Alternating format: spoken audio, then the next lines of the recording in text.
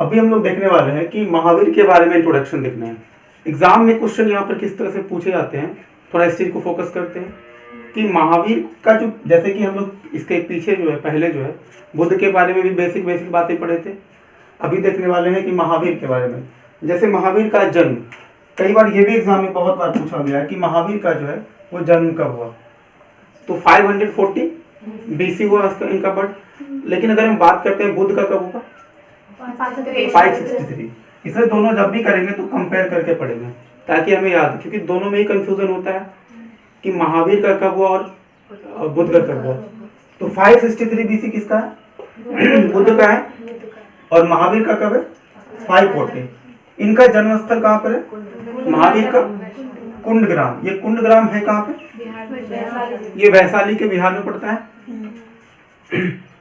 अच्छा, उनका बुद्ध का कहाँ पे है जन्म स्थल, लुम्बिनी, नेपाल की तराई में है। ठीक है। इनके पिता का नाम क्या है, सिद्धार्थ। और बुद्ध के पिता का नाम क्या था, शुद्धोधन।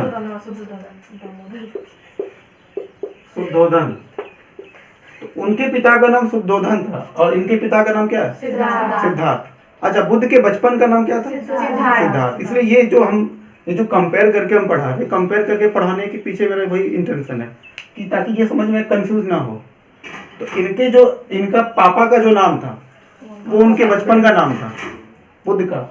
उसी प्रकार से शुद्धोधन जो है वो इनके फादर का नाम था, किनका, बुद्ध का है। अच्छा, उसका माता,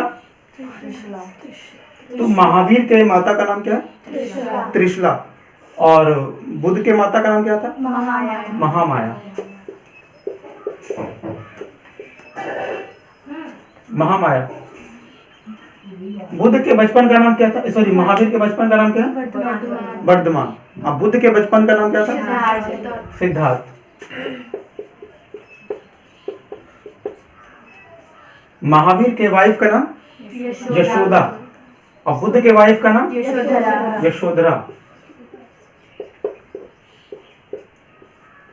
यशोधरा। महावीर के पुत्री का नाम प्रियदर्शना। अब वहां पर हम क्या पढ़ते हैं, बुद्ध के पुत्र के बारे में ज्यादा जानकारी हमारे पास है। तो बुद्ध के पुत्र का नाम क्या है, राहुल। उसके बाद दामाद का नाम इसका क्या है, जमाली। ये वही जमाली है जो पहले एक समय महावीर का घोर विरोधी था।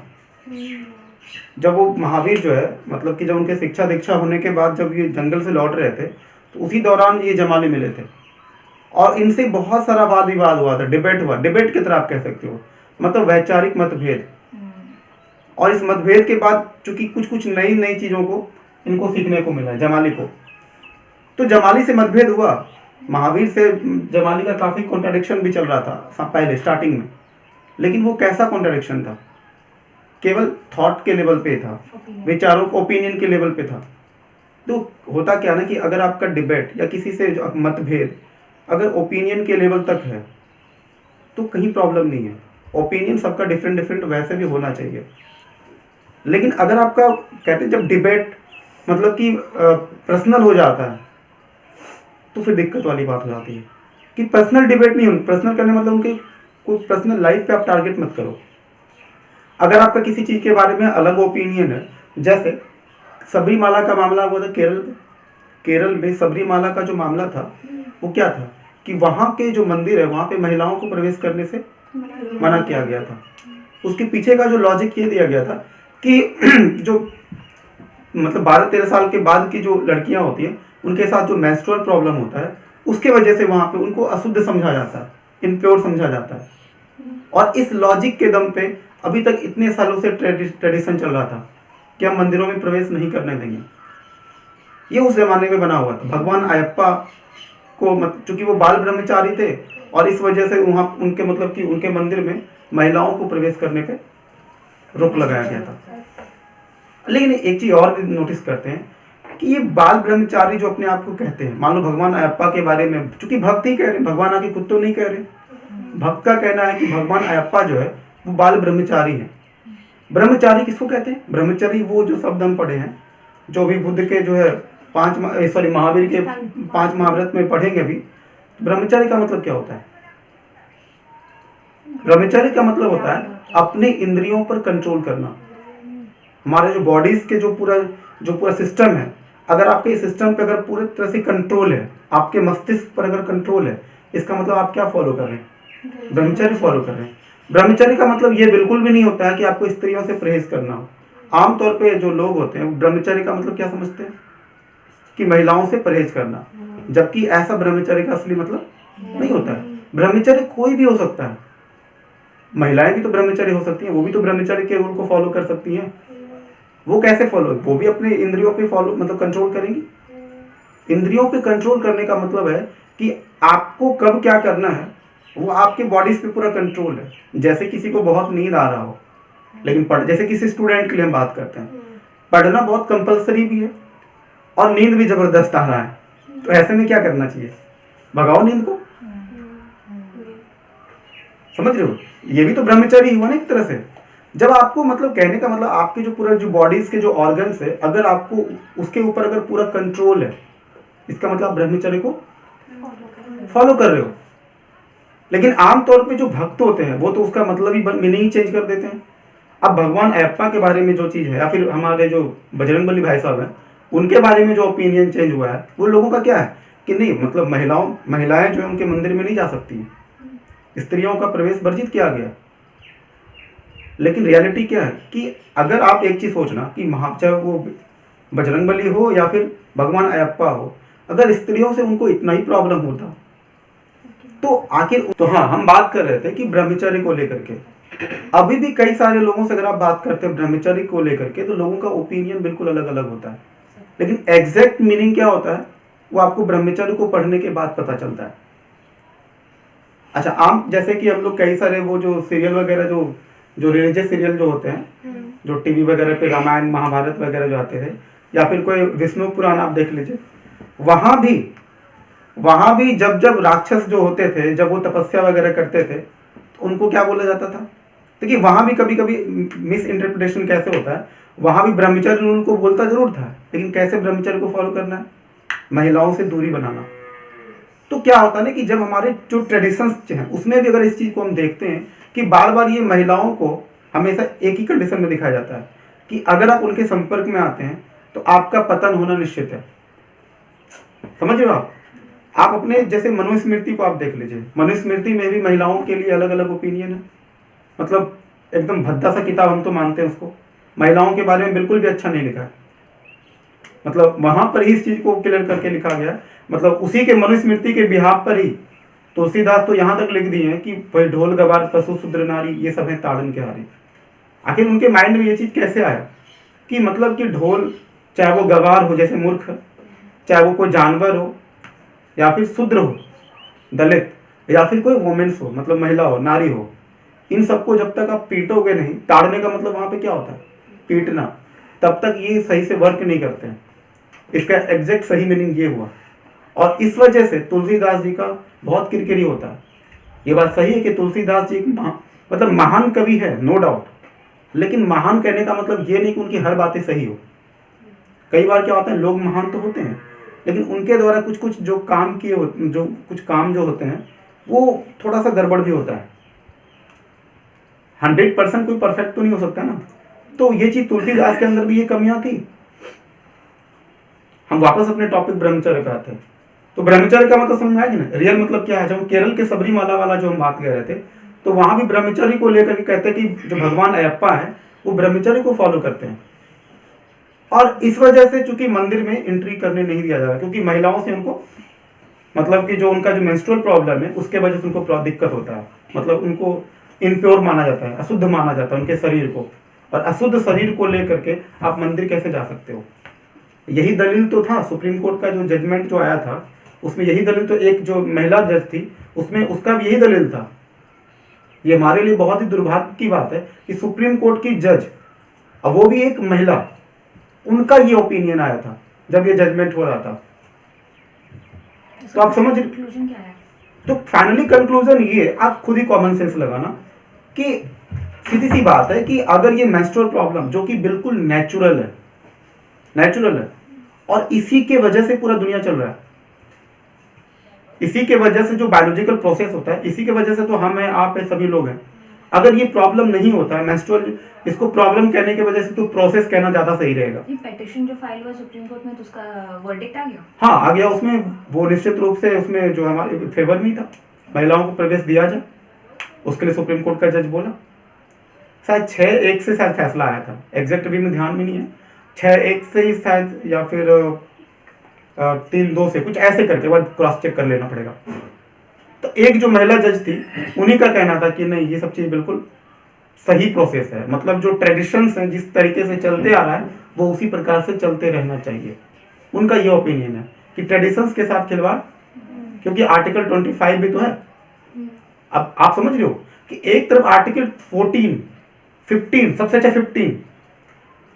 15 में क्या बोलता है, आपके जेंडर के बेस पर, आपके कास्ट के बेस पर, आपके रिलीजियस के बेस पर आपके साथ कोई डिस्क्रिमिनेशन नहीं होगा। और 14 में तो इक्वालिटी और इक्विटी दोनों की बात कहता है कि आपके साथ राज्य किसी भी तरीके से भेदभाव, डिस्क्रिमिनेशन नहीं करेगा। लेकिन क्या लगता है, अब आर्टिकल 25 में कहता है कि रिलीजियस फ्रीडम मिलना चाहिए। एक तरफ हम बात कर रहे हैं रिलीजियस फ्रीडम की, और एक तरफ दिक्कत क्या चल रहा है, इक्वालिटी की। और एक देख रहे हो ना कॉन्ट्राडिक्शन, आर्टिकल 14, 15 और इवन 16 भी जोड़ लेते हैं, 16 भी और 17 भी, क्योंकि अनटचेबिलिटी भी कई बार मतलब रिलीजन के वजह से अनटचेबिलिटी का भी प्रॉब्लम आता है।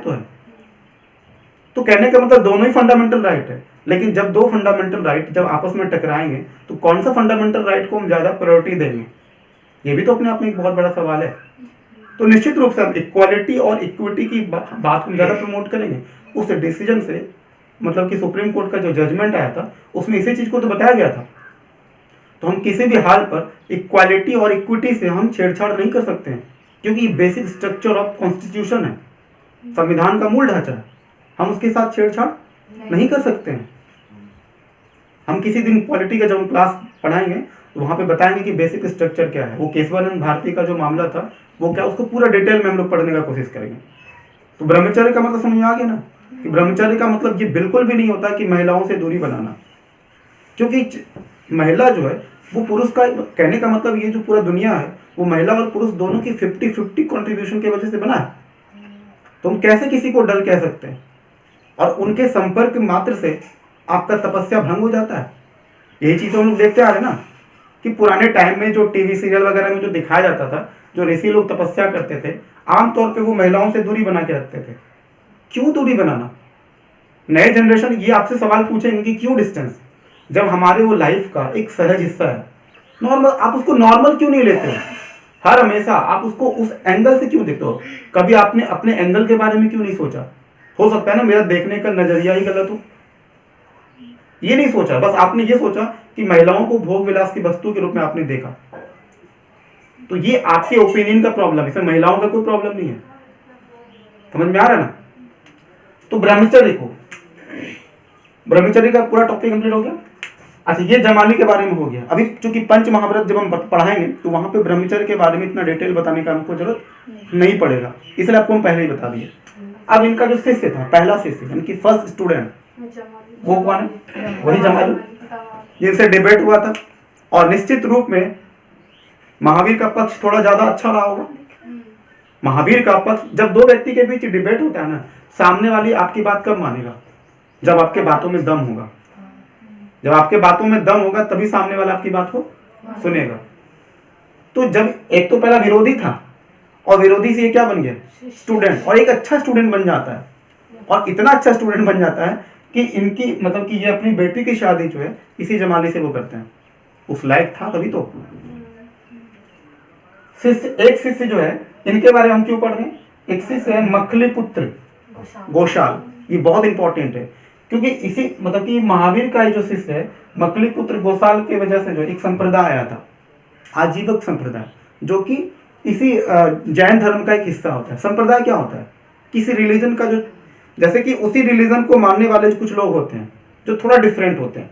जैसे एग्जांपल के तौर पे शैव संप्रदाय, वैष्णव संप्रदाय हिंदू धर्म का ही तो हिस्सा है। तो संप्रदाय रिलीजन का एक टुकड़ा होता है जो एज इट इज धर्म को मतलब मानता तो है, मतलब बहुत सारे रूल्स अपने अलग से वो चिपका के रखता है। जैसे शैव संप्रदाय में क्या होता है? शिव को लोग मानते हैं ना। अच्छा, शिव को मानने का मतलब है कि शिव के साथ साथ शिव, जैसे कि शिव को तो बहुत सारी चीजें पसंद थी, शिव को देखो, शिव मेरे ख्याल से बताते हैं जो लोग नास्तिक भी होंगे वो भी इस बात से इनकार नहीं करेंगे। मान लो कि नास्तिक होंगे तो उनके हिसाब से शिव है या नहीं है पता नहीं, मतलब ईश्वर है कि नहीं है ये अपने आप में क्या है, अलग विषय है। लेकिन अगर आप शिव के बारे में जो मैथोलॉजी है जो हम पढ़ते हैं आमतौर पे, क्योंकि शिव का कोई हिस्टोरिकल इवेंट तो नहीं देखने को मिलता है ना, जैसे महावीर और जैन के बारे में पढ़ते हैं, क्या कहीं आपने देखा कि शिव का जन्म फलाने तारीख को हुआ था, उसके बाद का घटना क्या हुआ? ये तो लोग मैथोलॉजी बुक के हिसाब से पढ़ते हैं। जो प्रचलित कहानी होता है उसको एक सही से कोडिंग कर दिया गया है शिव पुराण के माध्यम से। अच्छा, अगर हम उनको स्टडी करते हैं सबसे खास बात हम शिव में क्या देखते हैं?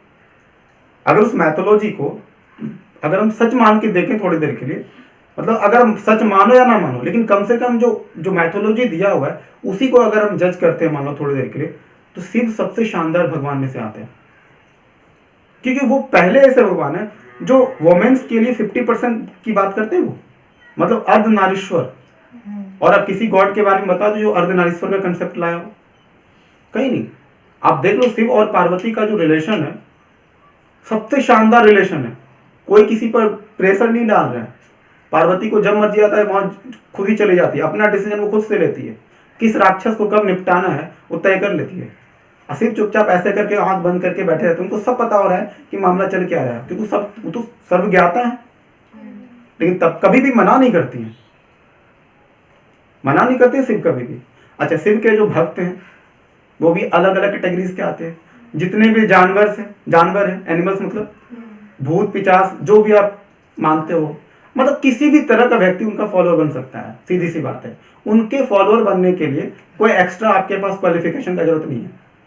वो वही बात हो गया जैसे यूपीएससी के लिए, यूपीएससी का अगर हम एग्जाम देना हो सिर्फ आपका ग्रेजुएशन होना जरूरी है, चाहे किसी भी आपका सब्जेक्ट से हो, चाहे वो 3rd डिवीजन ही क्यों ना हो, कोई मैटर नहीं करता है। ओपन कंपटीशन है, वही है शिव भी क्या है, सबके लिए ओपन है। जिसमें दम है वो शिव को ज्यादा रिझाएगा तो शिव जी उसको वरदान देंगे। वरदान देने में तो शिव और ब्रह्मा माहिर थे। राक्षस लोग तपस्या करते रहते थे 14 साल 15 साल। उसी बीच में इंद्र को अच्छा नहीं लगता था, इंद्र को मतलब बड़ा बुरा लगता था। इंद्र क्या, देखो इंद्र कभी अपने लाइफ में ढंग से मेहनत नहीं किए थे। इंद्र का बस ये काम था कि अगर कहीं पर कोई मेहनत कर रहा है चलो उसको जाकर डिस्टर्ब किया जाए, तो कभी वो वरुण देव को भेजते थे, अग्निदेव को भेज दिए, और कभी कभी खुद ही चले आते थे। लेकिन तब भी वो राक्षस जब डिस्टर्ब नहीं हुआ तो इनको चिंता होने लगता था कि कल के डेट में ये जो कैंडिडेट जो प्रिपरेशन कर रहे हैं अभी, मतलब पीटी मेंस और इंटरव्यू का जो प्रिपरेशन कर रहा है लगातार, अगर ये क्वालिफाई कर गया तो सबसे पहले कौन सा जगह जाएगा उसका? इंद्रलोक चला जाएगा। क्योंकि सबसे पहले कोई भी राक्षस जब किसी को वरदान मिलता था वो इंद्रासन ही हथियाना चाहता था, और इंद्रासन जब आएगा तो सारे देवता लोग इधर उधर भटकते हुए नजर आएंगे, सब भागेंगे। इंद्र भी भागे भागे कहाँ पहुंचते थे? शिव जी के पास, त्राहिमाम करते हुए पहुंचते थे। शिव समझ जाते थे कि जो आया है वो क्यों आया है।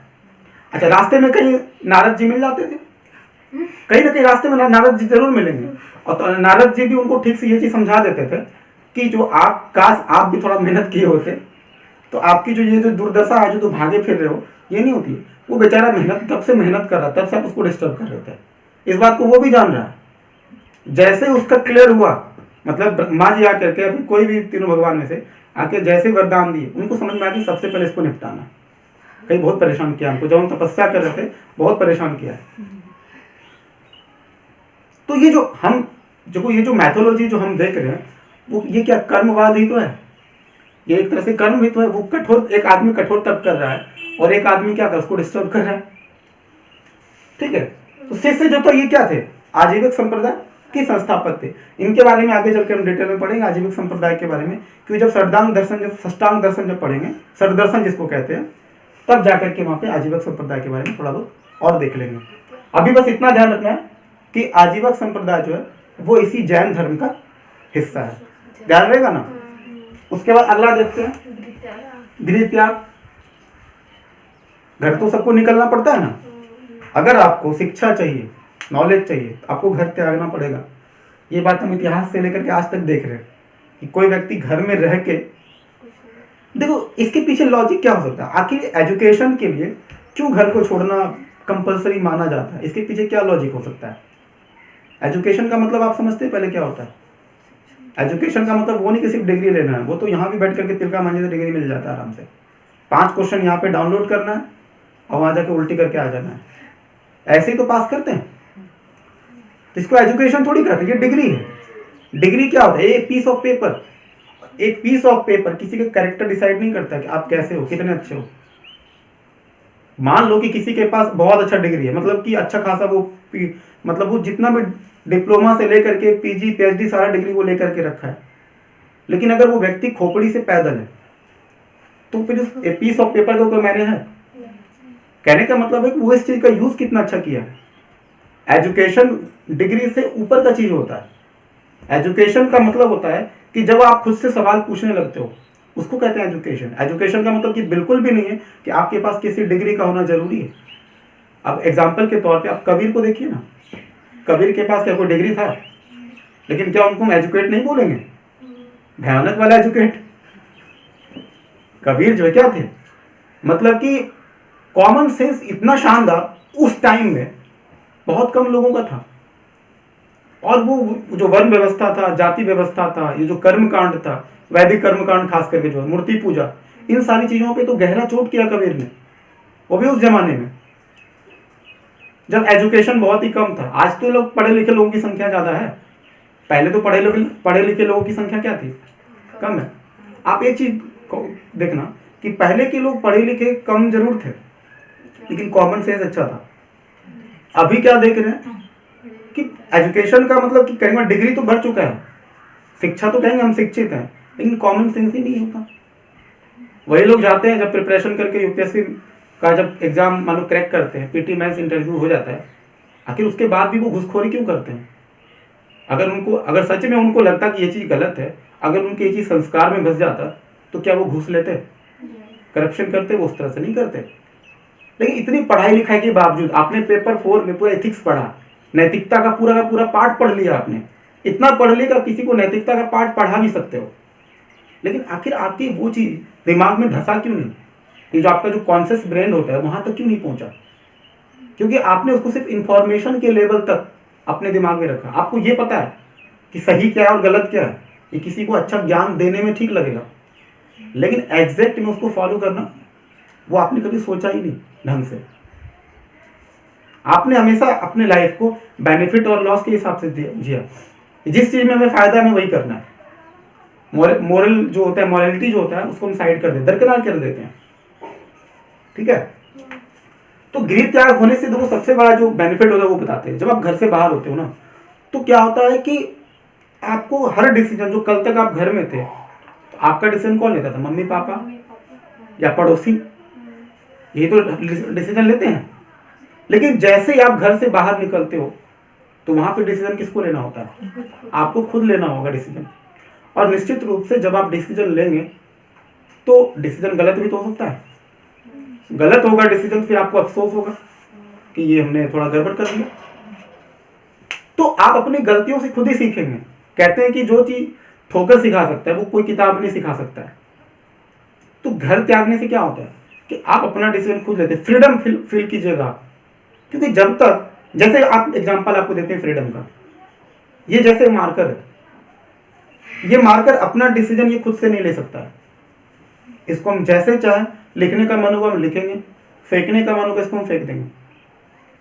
क्या ये मार्कर ये खुद तय कर सकता है कि हमें क्या करना है? नहीं कर सकते हैं। वो कौन तय कर रहा है? इस मार्कर के डिसीजन को कौन ले रहा है? हम ले रहे हैं। इसलिए ये ऑब्जेक्ट है और हम ह्यूमन है, क्योंकि ऑब्जेक्ट अपना डिसीजन खुद नहीं ले सकता है। तो कई बार इंसानों की हालत भी ऑब्जेक्ट के जैसा हो, खास करके जो भारतीय समाज में अगर हम महिलाओं की बात करें, वो जस्ट लाइक ऑब्जेक्ट की तरह ही तो होती है ज्यादातर। हम सभी की बात नहीं कर रहे हैं। वो अपना डिसीजन खुद नहीं ले पाती है कि हमें क्या करना है। पहले मतलब हम कहने का मतलब पहले उनका डिसीजन उनके फादर लेते थे, उनका भाई लेता था। शादी करने के बाद क्या चेंज होता है? अब उसका हस्बैंड लेगा। तो अंतर क्या देखा? सिर्फ ठेकेदार ही तो बदला। तो पहले ठेकेदार कोई और था, अब ठेकेदार कोई और बदला, कोई और बन गया, नया ठेकेदार आ गया। बस वही नया ठेकेदार को ढूंढने के लिए उसके फादर जो है परेशान थे, लड़की भी परेशान थी, बरमाला कहाँ डाले। नया ठेकेदार कोई मिल नहीं रहा, अच्छा कैंडिडेट भी तो मिलना चाहिए, उसके लिए अच्छा खासा मार्केट रेट भी देखना पड़ता है कि बढ़िया ठेकेदार कौन मिलेगा, उसका दाम क्या चल रहा है, ठेकेदार का इनकम अच्छा है कि नहीं, क्योंकि उसी हिसाब से मार्केट रेट होता है ना। उनके सोशल बैकग्राउंड का अच्छा होना चाहिए, थोड़ा सा रुतबा वाला होना चाहिए। तो कहने का मतलब फाइनली आप क्या सोच रहे हो, इतना कुछ ताम झाम करने के बावजूद भी आपने चुना तो ठेकेदार है ना, आपका खुद का अपना ओपिनियन क्या रहा, जीरो, जीरो बटे लुल, कुछ भी नहीं रहा। तो वो जस्ट लाइक ऑब्जेक्ट ही है। क्योंकि अब बताओ, हम आपको एग्जांपल दे रहे हैं, अभी के तौर पे आप देखो, अक्सर लोगों का ओपिनियन तो जो शहर की लड़कियां होती है वो ठीक नहीं होती है। गांव के लोगों से आप कभी बात करना कि शहर के लड़कियों के बारे में क्या ओपिनियन होता है, कि वो मतलब थोड़ा सा फ्रॉड टाइप का, फ्रॉड उनके जो दिमाग में जो चलता है कि वो लड़कियां फ्रॉड टाइप की होती है, चालू टाइप की जिसको कहते हैं। तो अब सोचो उनके ऐसा सोचने के पीछे लॉजिक क्या होता है, क्योंकि वो लड़कियों को जिस फॉर्मेट में देखना चाहते हैं गांव वाले, उस फॉर्मेट में वो सेट नहीं हो पा रही। जब आपके ढांचे में कोई सेट नहीं हो पाएगा, आपके हिसाब से जब कोई जिएगा नहीं, आपके हिसाब से जब कोई नहीं कपड़ा पहनता है, आपके हिसाब से जब कोई तहजीब से पेश नहीं करता, अपनी बातों को ढंग से नहीं बोलता है, तो फिर आपको लगेगा कि ये इसका कैरेक्टर से नहीं है। घर इसका पता करो कहाँ पे, तो दिल्ली वाले, ओहो दिल्ली वाली लड़की तो वैसे भी ज्यादा बदनाम होती इस मामले में, क्योंकि वो अपना काम खुद करती है। सब्जी से लेकर के मतलब पढ़ाई तक भी करना हो तो वो अपना काम खुद से करती है, वो किसी को साथ में लेकर नहीं जाती है। कॉलेज जाना है खुद जाती है, मार्केटिंग करना है खुद से करती है, डेटिंग करना है वो भी खुद से डिसाइड कर लेती है। उनको इसी बात का तो अफसोस होता है कि अपना डिसीजन कैसे ले ली, कम से कम शादी का डिसीजन तो माँ बाप को लेना चाहिए था। तो जैसे ट्रेडिशनल जो फैमिलीज होते हैं उसमें क्या चलता है कि वो अपना जो शादी है, जो मैरिज है, उसका मैरिज का डिसीजन कौन लेगा, माँ बाप ले लेंगे। अगर माँ बाप अगर डिसीजन लेते हैं आपके शादी का, तो आपको क्या लगता है ये ठीक, क्योंकि ये आदर्श सोसाइटी का जो आदर्श भारतीय जो आदर्श समाज है उसमें ये माना जाता है कि जब आप अपने शादी का फैसला आपके माँ बाप करते हैं आपको एक अच्छा माना जाता है, लड़की या फिर लड़का।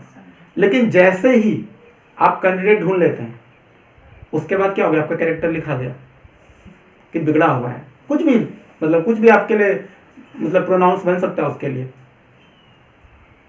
तो घर त्यागने से आप देख रहे हो ना, अब वो लड़कियां वहां से, वैसे एक बात है वहां पर ऐसा नहीं कह रहे कि वहां पे लड़कियां फैमिली में नहीं रहती होंगी, वहां भी लड़कियां फैमिली में रहती हैं, लेकिन चूंकि शहर में फ्रीडम ज्यादा है और गांव में फ्रीडम को लेकर के रिस्ट्रिक्शन ज्यादा है, फ्रीडम मिलता नहीं उतना।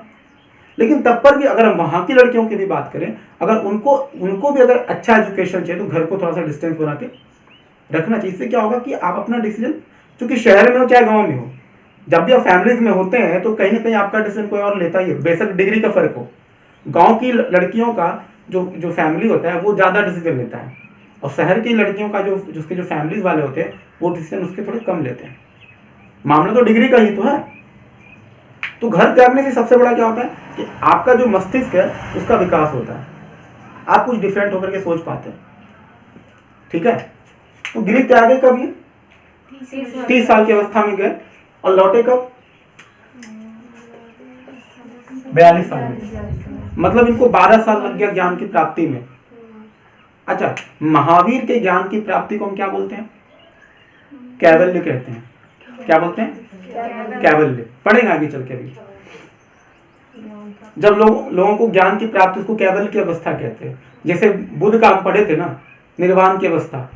निर्वाण की अवस्था कब है, जब आदमी के पास नॉलेज पूरा हो जाए। ठीक है, तो ये किसके, अच्छा ये जो निकले थे ये 30 वर्ष में निकले और आए थे 42 साल में। अच्छा, किसके परमिशन से गए थे, नंदी वर्धन, बड़े भाई के परमिशन से गए थे। बड़ा भाई ने, हाँ बड़ा भाई था, बड़ा भाई या छोटा भाई पता नहीं कौन, बड़ा भाई था, बड़ा भाई के परमिशन से गए थे। बुद्ध किन से परमिशन लिए थे, वो खुद ही उनको लगा कि अब टाइम आ गया है। उनके मन में ऐसा नहीं कि अचानक से एक दिन जो चले गए होंगे, नहीं, वो पहले से उनके दिमागों में चल रहा होगा कि ये लाइफ से हम परेशान हो चुके हैं। क्योंकि देखिए बुद्ध का लाइफ को अगर आप थोड़ा सा शॉर्ट में अगर हम समझाएं तो अब क्षत्रिय कुल के थे वो। अच्छा, क्षत्रिय कुल में वो भी के राजा थे, राजा का उनका फादर खुद राजा था। उनकी जो परवरिश हुई थी बचपन से बहुत ही शानदार तरीके से हुआ था, मतलब कि रत्ती सा भी उनको कभी दुख महसूस नहीं हुआ था। अच्छा, जिसकी परवरिश इतने अच्छे तरीके से होती है ना कि बचपन से ही उन्होंने कभी दुख नहीं देखा है, वो जैसे जैसे बड़े होते जाते हैं तो दुनियादारी की समझ भी तो विकसित होती है। जब वो कहीं निकलते हैं, जब वो देखते हैं कि दुनिया में लोग कितने दुखी हैं, तो फिर उनको लगता है कि एक अपनी स्थिति को देखते हैं और दूसरों की स्थिति जब देखते हैं उनको तुलना नजर आता है, गैप नजर आता है। तो वो बहुत ज्यादा मतलब क्या बोलते हैं कि परेशान हो गए के लोगों को देख करके, लोगों के तकलीफ को देख करके वो परेशान हो जाते थे। अगर कोई व्यक्ति मरा हुआ वो जो राम नाम से तय करते हुए जो जाता उसको देखता था, उसको लगता था बुद्ध को कि ये मतलब कि उनके लाइफ का फाइनली गोल क्या रहा। एक ना एक दिन तो सबको जाना होता है, और इस जाने के बाद कई सारे लोग जो वहीं पर रो रहे हैं, तो उनका अलग दुख है। जिनको जाना था वो तो चला गया, अब उसके पीछे भी रो रहे हैं। तो दुनिया सिर्फ इसी वजह से नहीं, और कई सारी रीजन की वजह से हर कोई दुखी है। और ये दुखी आत्मा के पीछे हाथ धो के पड़ गए कि आखिर लोग दुखी रहते ही क्यों हैं। हमको आज तक कभी इतना दुख पहले क्यों नहीं महसूस हुआ। और इस चीज को समझने उनको लगा कि जब तक हम यहाँ रहेंगे तो चूंकि यहाँ किसी चीज का दिक्कत नहीं है, सब चीज हमको चुटकी बजाते मिलता है। अच्छा, टाइम पे शादी भी तो हुई थी इनकी मात्र 16 साल में, सब चीज इनका परफेक्ट रहा, इनको कभी दिक्कत ही महसूस नहीं हुआ। लेकिन जैसे ही ये जंगल निकले, जंगल निकलने के बाद जब इन्होंने गया वहां, जब जाके चूंकि बहुत दिक्कत भी, जंगल जाने का मतलब ये थोड़ी फिर सर्वाइव करना जंगल में कितना मुश्किल होता है। तो वहां जाने के बाद उनको बहुत सारे प्रॉब्लम्स आए, जस्ट लाइक इनको भी वैसे ही प्रॉब्लम आया होगा। उस प्रॉब्लम को फेस करने के दौरान ही उनको समझ में आया कि वाकई में हम हैं कौन। मतलब होता क्या है कि जब आप आदमी अकेला होता है ना, तो वो सबसे ज्यादा अपने आप से बात करता है। तो चूंकि इसी से आपका क्या होता है, पर्सनालिटी डेवलपमेंट होता है। आप एग्जाम्पल के तौर पे आपको बता, जैसे पैगंबर का काम क्या था? पैगंबर का काम था लोगों को ऊंट पे बिठाना और उनको ट्रैवल कराना, बस इतना ही काम था। अच्छा, ऊंट पे बिठाने के बाद क्या होता है कि जो व्यक्ति बैठा हो तो ऊपर बैठा हुआ, मुझे से कोई दिक्कत नहीं है, और ये व्यक्ति ऊंट को लगाम खींच करके लेके जा रहा है आराम से। अब वो पूरा रास्ता खाली है। अब खाली आदमी क्या करेगा, कुछ ना कुछ तो सोचेगा ही ना। और यही चीज चलते रहा, और धीरे धीरे चूंकि पैगंबर थोड़ा कॉमन सेंस उनका काफी अच्छा था, उनको लगा कि ये दुनिया में बहुत सारे लोग तकलीफ में हैं। उस समय मिशनरी जो थे कि ईसाई वगैरह जो थे, उनका तो अलग ही आतंक था। इतना ज्यादा अंधविश्वासी थे वो लोग, चाहे वो कैथोलिक परंपरा हो या फिर प्रोटेस्टेंट परंपरा के हो। ये जो ईसाई लोग जो थे, यहूदी हो चाहे ईसाई हो, जो भी दुनिया के उसमें जो प्राचीन धर्म जितने सारे थे, सब में कर्मकांड भरा हुआ था, सभी लोग दुखी थे। इस बात की जानकारी पैगंबर को थी। तो पैगंबर को लगा कि क्यों ना एक ऐसा धर्म बनाया जाए जहां पर लोगों के साथ कोई डिस्क्रिमिनेशन ना हो, कोई छुआछूत नहीं, कोई भेदभाव नहीं हो। हम एक ऐसे धर्म की बात करते हैं। तो उन्होंने इस्लाम धर्म को लाया। इस्लाम का जो सही मतलब होता है वो होता है शांति, मेंटल पीस। और आप सोच के देखना कि उनका मकसद क्या था धर्म को लाने के पीछे का। और आज देख लो उनके जो फॉलोअर्स हैं, उनका ब्रेन देख लो, तो क्या लगता है पैगंबर से मैच करता है क्या? पैगंबर कुछ और सोच करके लाए थे, और उनके फॉलोअर्स तो देख लो। तो ये गृह त्याग कब किए थे? 30 वर्ष में किए थे। महावीर कब करते हैं? सॉरी, बुद्ध 29 साल में निकले थे और 35 में वापस आ गए। इनका 6 साल में सारा चीज क्लियर हो गया। इनको ज्यादा टाइम लगा थोड़ा सा। अच्छा, ज्ञान प्राप्ति इनको 12 साल लगा, और यहाँ पे साल के वृक्ष के नजदीक, और उनको पीपल, उनको बोधि वृक्ष था ना, वो पीपल। हाँ, साल वृक्ष जस्ट लाइक एक बरगद के पेड़ के जैसा ही आप समझ सकते हो। अभी एग्जैक्ट साल का मतलब नहीं ध्यान में आ पा रहा है हमको। बरगद के जैसा ही होता होगा साल का शायद मतलब, या फिर सागवान तो नहीं इसका मतलब। देख लेंगे साल वृक्ष कैसा होता है। ठीक है। अच्छा, ये जो ज्ञान प्राप्ति का जो स्थल था वो कहाँ पे ज्ञान प्राप्ति का स्थल हुआ था? जिब्रिक गांव। ये कहाँ पर, किस नदी के किनारे था? रिजुपालिका नदी। ये रिजुपालिका नदी जो है वर्तमान में जो क्यूल नदी है ना, क्यूल में जो नदी है, क्यूल तो जानते हो ना? हाँ, तो क्यूल नदी को ही पहले जो है पुराना नाम जो था वो रिजुपालिका नदी था। यानी कि महावीर का भी जो है जो ज्ञान की प्राप्ति है वो इसी जगह पे हुआ है। मतलब ये जो अपना क्यूल के आसपास का जो एरिया है, मतलब जमुई क्यूल के आसपास का एरिया, लखीसराय। ठीक है। अच्छा, इनके निर्वाण कहाँ हुआ था इनका? पावापुरी। पावापुरी कहाँ पर है? राजगीर में। निर्वाण मतलब क्या होता है? निर्वाण निर्वाण का मतलब होता है कि अब वो जन्म और मरण के चक्र से दूर हो चुके हैं। बुद्ध का मतलब मृत्यु एक तरह, अभी यहाँ पर निर्वाण का मतलब मृत्यु एक तरह से यहाँ पे, ठीक है। यहाँ पे निर्वाण का जो सेंस है वो क्या है? मृत्यु। लेकिन महावीर मृत्यु को मृत्यु नहीं बोलते थे, वो निर्वाण कहते थे। वो इसलिए कहते थे क्योंकि महावीर को ज्ञान की प्राप्ति हो चुकी थी अच्छे से, अब वो उस सिचुएशन में थे कि अब मतलब फिर निर्वाण की अवस्था थी, ठीक है। तो निर्वाण का मतलब यहाँ पे सेंस क्या?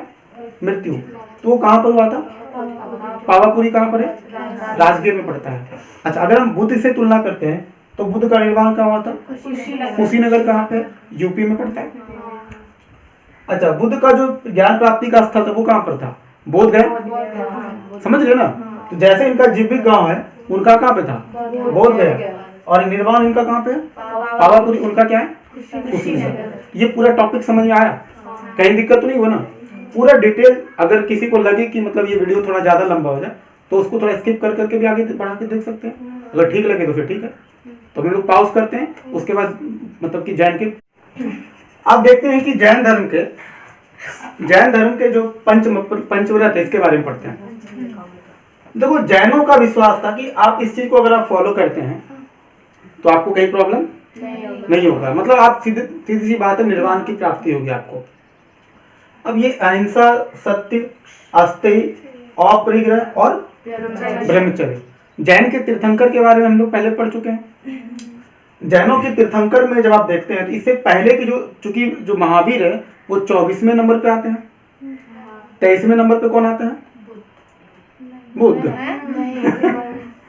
कौन आते हैं? पार्श्वनाथ, ऋषभदेव कौन थे? फर्स्ट है ना? हाँ, तब 23वें नंबर पे कौन थे? जरा चेक करना।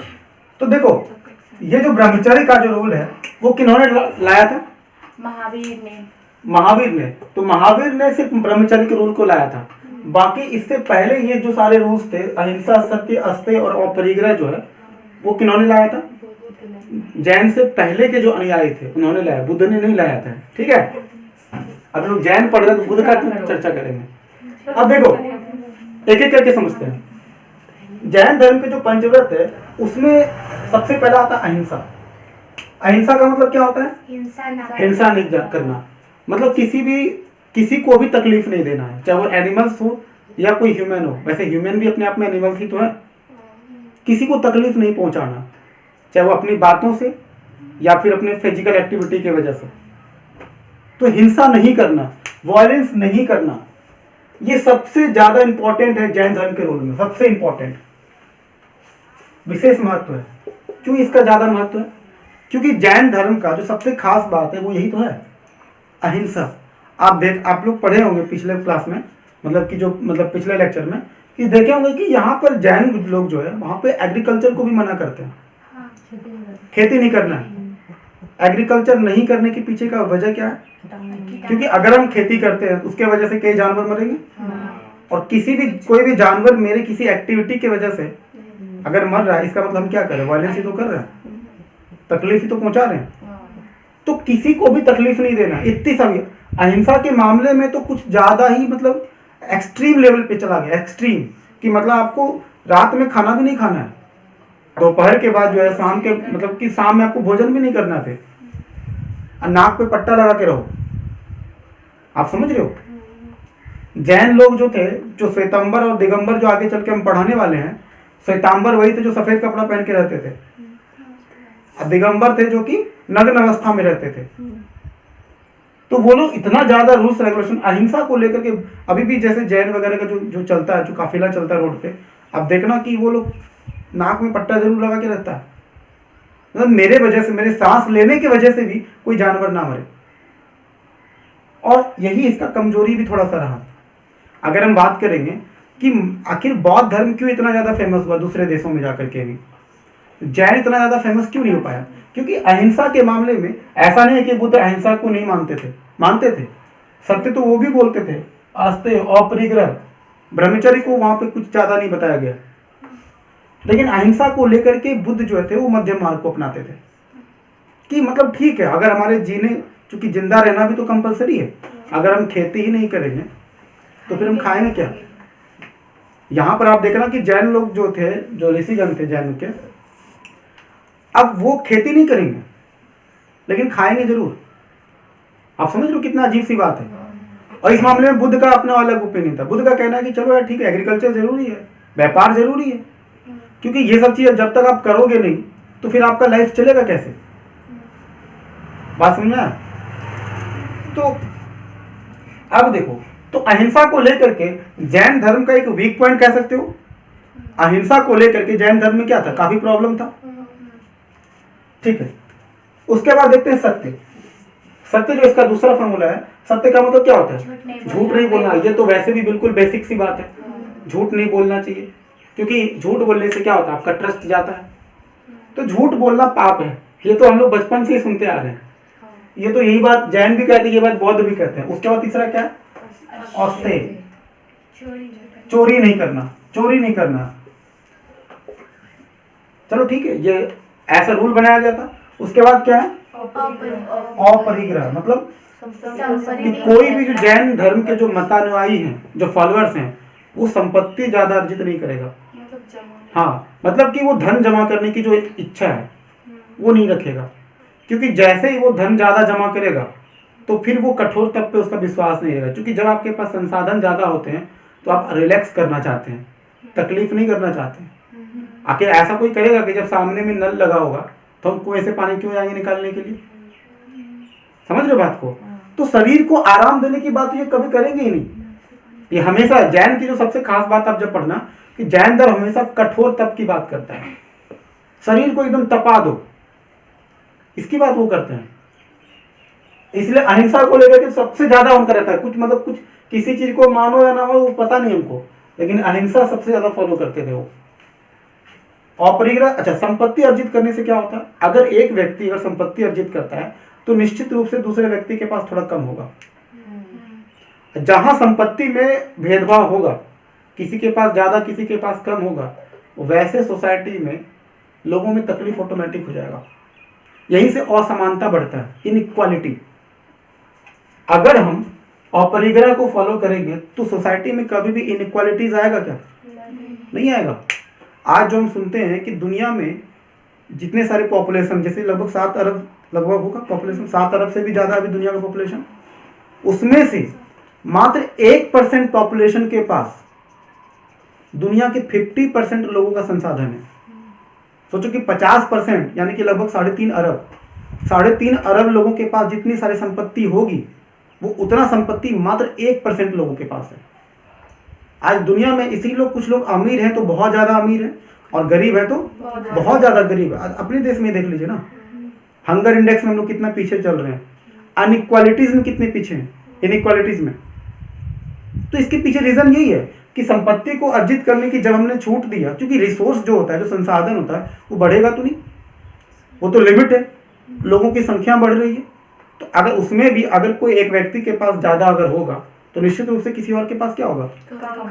आपको इससे भी अच्छा एग्जांपल देते हैं। जैसे गांव घर में जो ठाकुर साहब होते हैं, वो ठाकुर क्यों बन पाया। देखो, गांव का जमीन तो नहीं बढ़ने वाला है, गांव का जमीन तो जितना है वो तो लिमिट में है, लेकिन आखिर एक बात बताते हैं कि बाकी जो लोगों के पास जो संपत्ति है, वैसे संपत्ति का बंटवारा होता तो सभी के पास बराबर बराबर होता ना। अगर संपत्ति का बंटवारा होता तो क्या होता, सबके पास बराबर। चूंकि ये जो ठाकुर साहब हैं, अधिकांश लोगों का जमीन अपने पास हड़पे हुए हैं, निश्चित रूप से हड़पे ही हैं। इनका पिछला जनरेशन अगर पीछे जाएंगे तो कहीं ना कहीं वो क्या किया, जमीन को हड़पे हैं, कैप्चर किए हुए हैं। और कुछ लोगों को चूंकि वो कमजोर थे, उनका इतना अच्छा रेपुटेशन नहीं था, समाज में उसकी स्थिति उतनी अच्छी नहीं थी, तो वो दबते चला गया। जो उस समय ताकतवर था वो सारा जमीन हड़प लिया। अब वो व्यक्ति अमीर हो गया और ये व्यक्ति क्या हो गया, गरीब हो गया। तो जब अमीर, अच्छा, किसी गांव में अगर कोई व्यक्ति कहता है हमारे गांव में इतना, हमारे यहाँ इतना जमीन है, हमारे पास, मेरे बाप दादा को इतना जमीन है, अगर वो बार बार कह रहे हैं कि हमारे पास इतना संपत्ति है, ऐसे है वैसे है, आप इससे ये एजम्पशन लगाना कि उसके गांव में निश्चित रूप से इनइक्वालिटीज भी सबसे ज्यादा होगा। जिस गांव में आमतौर पे लोग सभी एक लाइफ को जी रहे हैं, सभी गरीब हैं, किसी के पास बहुत ज्यादा संपत्ति नहीं है, जैसे उड़ीसा का ऐसे कई सारे गांव हैं जो आज भी बहुत ज्यादा गरीब कहलाते हैं, किसी के पास ज्यादा कुछ नहीं है, वहां पे आपको भेदभाव ज्यादा दिखेगा, डिस्क्रिमिनेशन दिखता है नहीं, हम भी फकीर तुम भी फकीर। जैसे हमारे मोदी जी कहते हैं कि हम तो फकीर हैं, हमारा क्या है, हम तो झोला उठा के चल देंगे, और इसी चक्कर में देश का बेड़ा गर्क करके रखे हुए हैं। हालत ऐसी कर रखी है कि देश का हालत एक फकीर के जैसा ही तो बना दिए, हम तो फकीर हैं। ये बात अब लोग समझ रहे हैं, ये बात अंडरस्टूड तभी समझ लेना चाहिए था कि हम तो फकीर है लेकिन तुम्हें भी फकीर बना के रखेंगे, और हालत आज वही हो चुकी है। तो अपरिग्रह का मतलब क्या हुआ, संपत्ति, क्योंकि यहीं पे, अच्छा इस रूल को समझ रहे हो आप, इस रूल को बनाने के पीछे का लॉजिक क्या रहा होगा, अभी जो इतना ज्यादा डिटेल जो बताया, इसीलिए किसी व्यक्ति के पास ज्यादा संपत्ति ना हो, अनइक्वालिटी बना रहे, अनइक्वालिटी बना रहे, इक्वालिटी बना रहे, इक्वालिटी बना, अनइक्वालिटी कभी ना, भेदभाव ना हो, क्योंकि वो भेदभाव नहीं चाहते थे। उसके बाद क्या, ब्रह्मचर्य, और इसी को महावीर ने जोड़ा, इस रूल को किन्होंने जोड़ा, महावीर ने जोड़ा। ठीक है, लाइटिंग थोड़ा और पता चलो, लाइट आ गया, पूरा म्यूजिक सुन लिए, चलो ठीक है। तो ब्रह्मचर्य को अभी पूरा डिटेल समझा। ब्रह्मचर्य का मतलब क्या होता है, अपने इंद्रियों को बस में रखना, और इस चीज को किन्होंने फॉलो किया, महावीर ने लोगों को ज्यादा अपनाया। ब्रह्मचर्य के बारे में हो गया हमारा फिनिश। अब पढ़ते हैं हम लोग, अगला टॉपिक देखते हैं, ठीक है, पॉज कर लेते हैं।